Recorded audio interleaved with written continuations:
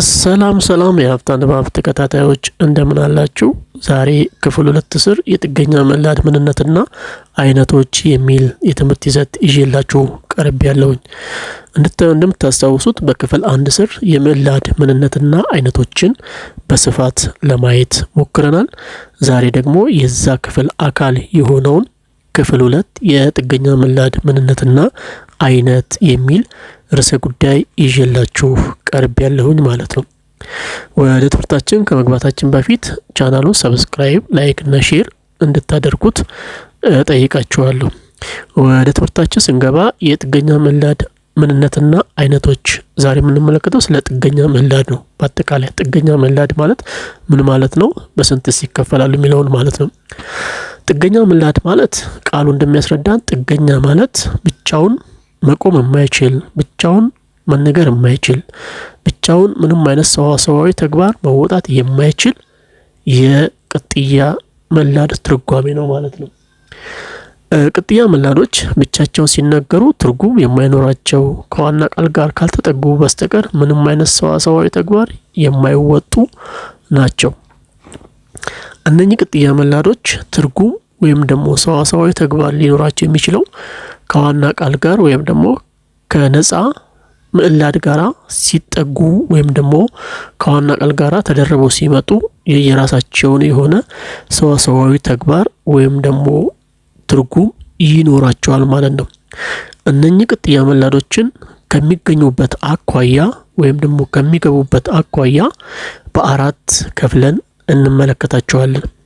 የመጀመሪያው የጥገኛ መላድ አይነት ቅድመ ግንድ ወይም ደግሞ መነሻ ቅጥያ ሲሆን፣ ሁለተኛው ውስጠ ግንድ ወይም በስተመካከል የሚገኝ ቅጥያ መላድ ሲሆን፣ ሶስተኛው ድህረ ግንድ ወይም ደግሞ መድረሻ ቅጥያ፣ አራተኛውና የመጨረሻው የቅጥያ መላድ አይነት ቅድመና ድህረ ግንድ ቅጥያ ወይም በመነሻና በመድረሻ ላይ የሚገኙ የቅጥያ መላድ አይነቶች ናቸው። እነኚህን የቅጥያ መላድ አይነቶችን አንድ ባንድ ለመመልከት ያህል የመጀመሪያው ቅድመ ግንድ ቅጥያ ወይም መነሻ ቅጥያ ምንድን ነው? ፕሪፊክስ ብለን እንጠራዋለን። ፕሪፊክስ ማለት ቅድመ ግንድ ከዋና ቃል ቀድሞ የሚገባ ማለት ነው። እንግዲህ ቅድመ ግንድ ቅጥያ ወይም መነሻ ቅጥያ ማለት በዋናው ቃል ወይም በስሮው ቃሉ በስተመጀመሪያ ላይ የሚገቡ ወይም የሚገኙ ቅጥያ መላድ አይነቶች ናቸው። ዋና ቃሉን ቀድሞ የሚገቡ ማለት ነው። ለምሳሌ ሀሌታን እንመልከት። ከቤት ይላል። ከቤት በሚለው ቃል ላይ በቅድመ ቅጥያነት የገባው ከናት። ከቅድመ ግንድ ቅጥያ ናት። ምክንያቱም ዋና ቃሉን ቀድማ ገብታለች። ዋና ቃሉ ማን ነው ብለን ካለን ቤት የሚለው ነው። ቤት ነፃ ምላድ ነው። በዚህ በነፃ ምላድ ላይ ከስንጨምር ከቤት የሚል ትርጉም ይሰጠናል። ስለዚህ ከብቻውን ሲነገርና ከቤት የሚለው አብሮ ሲነገር የተለያየ ትርጓሜ ይኖራቸዋል። ለዛም ነው ቅጥያ ምላዶች ከዋና ቃል ጋር ካልተጠጉ በስተቀር ምንም አይነት ትርጉም አይሰጡም ብለን ያለው ከዚህ አኳያ ነው ማለት ነው። ለን ስንመለከት ስለ ልጁ እዚህ ጋር ስለ የምትለዋ ቅድመ ግንድ ቅጥያ ናት። ምናልባት እዚህ ጋር ያጻጻፍ ስህተት ካልሆነ ስለ ልጁ የሚለው በስተመጀመሪያም በስተመጨረሻ የሚገባ ቅጥያ አለ። እዚህ ጋር ኢረር ነው፣ እንድታስተካክሉ ነው። ልጁ ስትሉ ልጅ አለች በስተመጨረሻ ላይ። ስለዚህ ማስተካከያ ያርጉበት። እዚህ ጋር ስለ ልጅ ብላችሁ ሰዱ። ስለ ልጅ የሚለውን ስንመለከት ስለ የምትለዋ መነሻ ቅጥያ ናት። ልጅ የምትለዋ ደግሞ ዋና ቃል ነው ማለት ነው። ሐመርዋን እንመልከት። በመኪና የሚል አለ። በመነሻ ቅጥያ ነው። መኪና ዋና ቃል ወይም ነፃ ምላድ ነው። ነፃ ምላድ ብለን ያለው ምንም አይነት ቅጥያ ስላላስጠጋ ነው። መኪና የሚለውን ብቻ ስንመለከት ማለት። ነገር ግን በመኪና ብለን ካለን ግን በየምትለዋ በዋና ቃል ላይ ተደረባ ገብታለች። በመኪና የሚል ትርጓሜ ሰጥቶናል ማለት ነው። ምን ስንመለከት ለሱ ለመነሻ ቅጥያ ምላድ ናት። እሱ የሚለው ስምን ተክቶ የሚገባ እሱ የሚል ነገር እናገኛለን ማለት ነው። ይሄ ስም ምትክ ሆኖ የገባው እሱ የሚል አለ። ለምትለዋ ምትናት ቅድመ ግንድ ቅጥያ ነው። ስለዚህ በቀደም ተከተል ከስለ በና ለ የሚሉት በሙሉ ቅድመ ግንድ ቅጥያዎች ናቸው። አሁን እነኚህን ከስለ በና ለን ስትመለከቷቸው ብቻቸውን ትርጉም አላቸው ወይ ብለን ስንጠራ የላቸውም።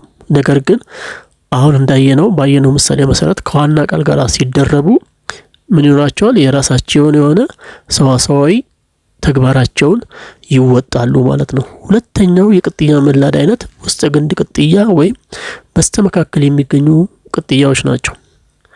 ውስጠ ግንድ ቅጥያ ወይም በስተመካከል የሚገኙ ቅጥያዎች በሌላ አገላለጽ ፈልቃቂ ቅጥያ ምላዶች ብለን እንጠራቸዋለን። ሀሌታውን ስንመለከት ነጫጭ ይላል። ነጫጭ በሚለው ቃል ላይ በዋና ቃልነት የምንወስደው ነጭ የሚል ነው። ጫ የምትለዋ በውስጥ ግንድ ቅጥያነት ገብታለች ማለት ነው። ሰባብረም ስንመለከት ዋና ቃሉ ሆኖ የሚገባው ሰበረ ነው። ባ የምትለዋ ውስጥ ግንድ ቅጥያ ሆና ገብታለች። ሰቃቀለም እንዲሁ ቃ ውስጥ ግንድ ቅጥያ ሆና ገብታለች።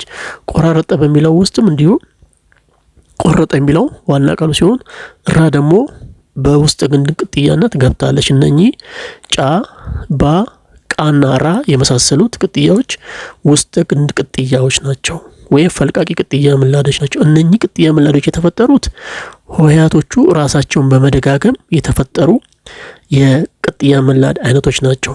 ራሳቸውን በመደጋገም የሚፈጠሩ ውስጥ ግንድ ቅጥያዎች ብለን ማስቀመጥ እንችላለን ማለት ነው። ብዙ ምሁራኖች ይሄንን አይስማሙበትም። ነገር ግን እኛ ውስጥ ግንድ ቅጥያ አድርገን ልንወስዳቸው እንችላለን። አንዳንድ መጽሐፍት ላይ የተጠቀሱ ነገሮች አሉ።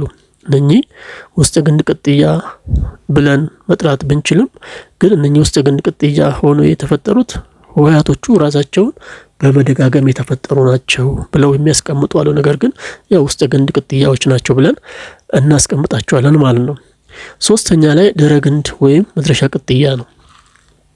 ድህረ ግንድ ወይም መድረሻ ቅጥያ በዋና ቃል ወይም በስሩ ቃሉ መጨረሻ ላይ የሚገቡ ናቸው። ከዋናው ቃል መጨረሻ ላይ የሚገቡ የቅጥያ ምላዶች አይነቶች ድህረ ግንድ ማለት ነው። ከዋናው ግንድ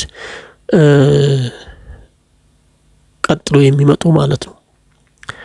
ስለዚህ ሀሌታውን ስንመለከት በሬዎች የሚል አለ። በሬዎች በሚለው ቃል ላይ ዋና ቃሉ በሬ ነው። ዎች ደግሞ ቅጥያ ምላድ ነው። ድህረ ግንድ ቅጥያ ምላድ ብለን እንጠራዋለን። አሁን በሬ ብለን ስንል ነጠላ ቁጥር ነው። ዎችን ስንጨምር ብዙ ቁጥር ሆነ። ነገር ግን ዎች የምትለው ብቻዋን ትርጉም አላት ወይ ብለን ብንል ትርጉም የላትም። ነገር ግን በሬ በሚለው ቃል ላይ ተደርባ ስለመጣች ነጠላ ቁጥሩ ወደ ብዙ ቁጥር ቀይረዋለች ነው። ስለዚህም ነው ቅጥያ ምላዶች ከዋና ቃል ጋር ሲመጡ ብቻ ነው የራሳቸው ሆነ ትርጉም የሚኖራቸው። ሰዋሰዋዊ ተግባርን የሚወጡት በዋና ቃል ላይ ሲደረቡ ወይም ተቀጥለው ሲመጡ ነው ብለን የምንለው ከዚህ አኳያ ነው። ሁለተኛ ለን እንመልከት። ቤቴ ይላል። ቤቴ ድህረ ግንድ ቅጥያ ናት። ቤት የሚለው ዋና ቃል ነው። ኤን ስንጨምርበት ቤቴ ይሆናል። ስለዚህ እቺ ደግሞ የባለ ንብረትነትን ሙያ ወይም ደግሞ የባለቤትነትን ሙያ እንድትወጣ አድርጋለች። ስለዚህ እቺ አሁን ምን ሆናለች? ቤት በሚለው ላይ ስትደረብ ቤቴ የሚል ቃል ሰጥቶናል። ስለዚህ ሰዋሰዋዊ ተግባሯን ተወጣለች ማለት ነው። አየሁ እንደዚሁ ድህረ ግንድ ቅጥያ ነው ወይም ደግሞ በመድረሻ ላይ የሚገባ ቅጥያ ምላድ ነው። ተራራማ የሚለውም እንደዚሁ አማ ድህረ ግንድ ቅጥያ ነው ማለት ነው።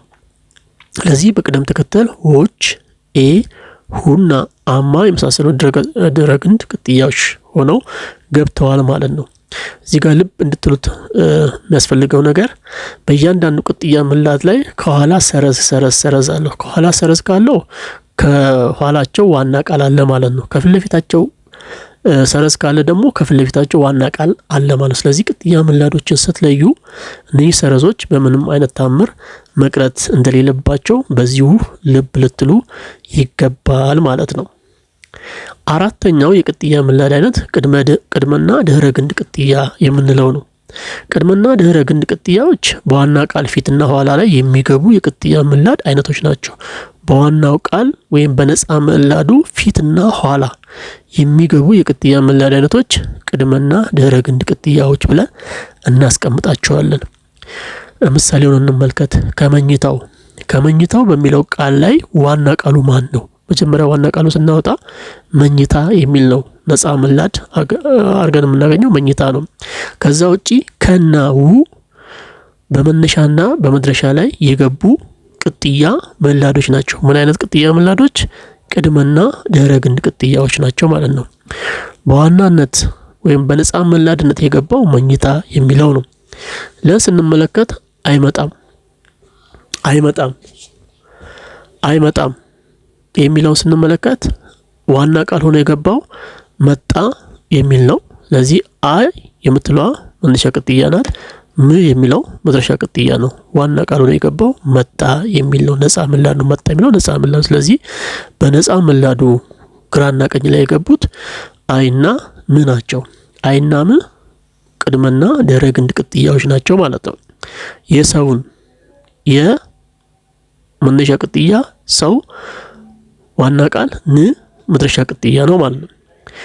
ከላይ በተቀመጠው ቅደም ተከተል መሰረት ከአይ የና የመሳሰሉ የሚሉት መነሻ ቅጥያ ሲሆኑ ወይም ቅድመ ግንድ ቅጥያ ሲሆኑ ው ምናን ድህረ ግንድ ቅጥያዎች ናቸው ማለት ነው። ውድ የሀፍታ ንባብ ተከታታዮች የዛሬውን የትምህርት ይዘት በዚህ እናጠቃልላለን።